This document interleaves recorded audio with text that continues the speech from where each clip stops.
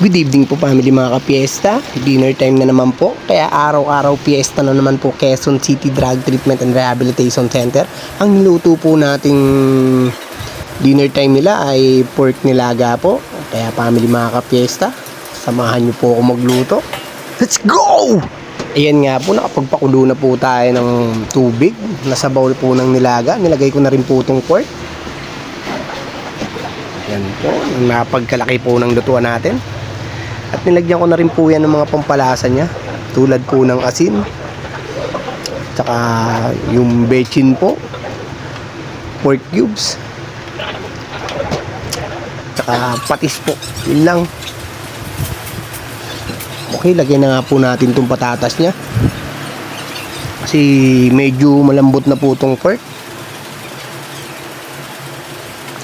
Dagdagan po natin ng kaunting patis. Yan po, ang bilis kumulo kasi ang lakas po ng mga apoy natin. Heto po, malapit na po ito maluto. Ilalagay na po natin itong gulay. Ayan nga po, saglit lang, luto na po. Okay na to! Say whoa, whoa, whoa, whoa. Say whoa, whoa, whoa, whoa. Say whoa.